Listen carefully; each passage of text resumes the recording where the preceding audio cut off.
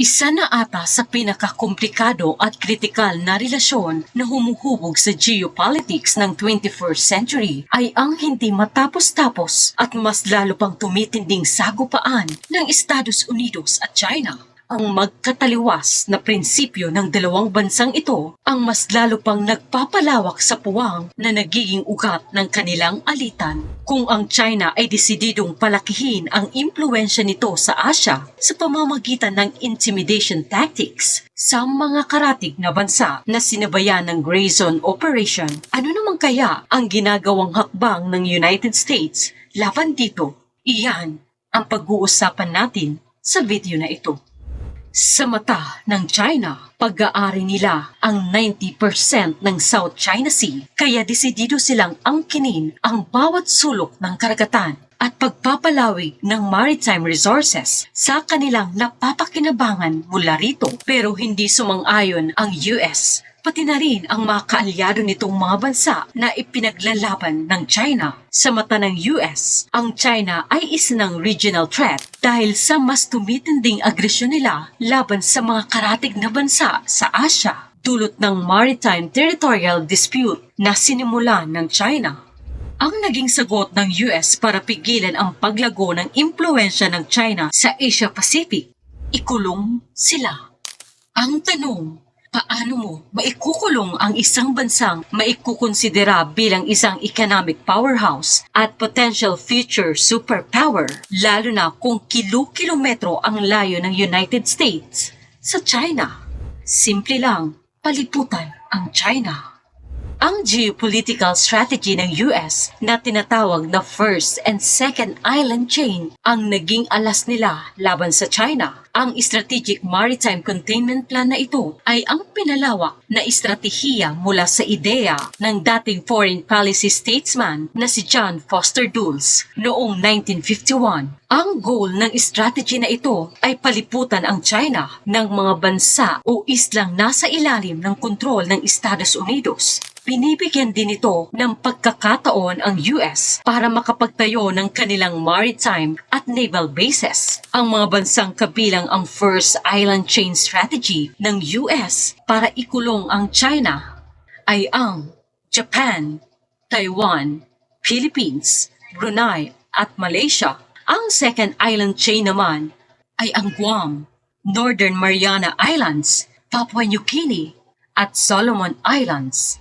Sa bawat islang nabanggit ay merong mga Amerikanong pwersang nakadestino roon. Dito rin masasagot ang tanong kung bakit handa ang US na pumirma ng Mutual Defense Treaty sa Pilipinas na naglalayong protektahan ang ating bansa kung sakaling sugurin tayo ng kalabang bansa gaya ng China. Sa kasunduang ito, hindi lang ang Pilipinas ang makikinabang din ang US dahil kasama sa agreement ng Defense Treaty ang pagpayag ng Pilipinas na magtayo ng mga naval at air base ang Amerika sa karagatan at kalupaan ng Pilipinas.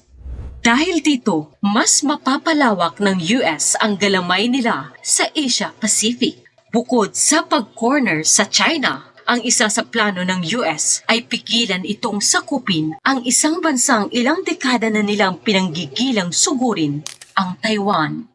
Maliit man na bansa, ang Taiwan ay kinukonsidera pa rin bilang isang pinaka-importanting isla pagdating sa geopolitical na interes sa Asia. Ang Taiwan lang naman ang nangungunang bansa sa pagmamanufacture ng semiconductor. Salamat sa manufacturing giant na Taiwan Semiconductor Manufacturing Company o TSMC.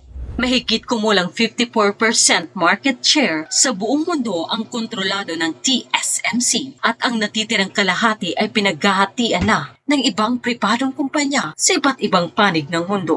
Ngayon, kung matagumpay na masakop ng China ang Taiwan, siguradong mayayanig ang balanse ng kapangyarihan sa Asia Pacific. Bukod kasi sa ekonomiya, ay makokontrol din ng China ang Taiwan Strait, isang critical maritime corridor na nag-uugnay ng shipping sa pagitan ng Northeast Asia at Southeast Asia. Meron din silang mahalagang port gaya ng Port of Kaohsiung na mahalaga pagdating sa regional trade at shipping. Kung ibibigay mo ang lahat na iyan sa China, mas magkakaroon sila ng kontrol sa karagatan. Imaginein mo na lang ang mangyayari kung ngayon pa lang na limitado pa ang kontrol ng China sa karagatan ay agresibo na sila. Paano pa kaya kung mas lumawak pa ang kontrol nila? Iyan mismo ang ikinatatakot ng US, kaya sa pamamagitan ng first and second island chain ay maipapakita nila na bagamat ilang karagatan ang layo nila mula sa China, ay meron pa rin silang paraan para ilagay ang China sa dapat nitong paglagyan. Hindi makakasugod ang China laban sa Taiwan dahil kapag ginawa nila ito, maaring rumesba ang ibang mga karatig na bansa parte ng first island chain gaya na lang ng Japan, South Korea at Pilipinas. Kalat din sa buong island chain ang mga US bases. Kaya kahit na malayo ang Amerika, meron pa rin silang nakadestinong libu-libong sundalo na handang makipaggera kung sakaling magsimula ang riot. Isa na rin siguro ang power move na ginawa ng US laban sa China netong taon ay ang pagpapadala ng 5 sa kanilang aircraft carrier sa Pacific. Tila ba tahimik na ipinaparating ng Amerika na nakapatrolya ang kanilang naglalakiang alas sa mismong bakura ng China. Sa kasalukuyan ay ang US ang may 11 aircraft carriers, ang pinakamarami sa buong mundo at kinikilala rin bilang may pinakamalakas na Air Force at Naval Force sa buong mundo. Global superpower man ang US. Hindi naman nagpapatalo ang China. Kilala ang China bilang bansa na may pinakamalaking naval fleet sa buong mundo dahil sa dami ng kanilang naval warship. Meron din silang 3 aircraft carrier at may balak pa silang dagdagan pa ito. Isa sa layunin ng pamahalaan ng China ang mas patatagin ang kanilang puwersang militar, lalo na ang naval force, lalo na nakakalat sa karagatan ang mga kalaban nila. Gaya ng Russia at US, ang China ay isa rin sa key player pagdating sa pagde-develop ng hypersonic missile technology. Ayon sa Air and Space Forces magazine, ang bagong DF-26 Intermediate Range Ballistic Missiles ng China ay binansagan lang namang Guam Killer. Kaya nitong kumarga ng conventional and nuclear warhead at may maximum range na umaabot sa 2,000 nautical miles.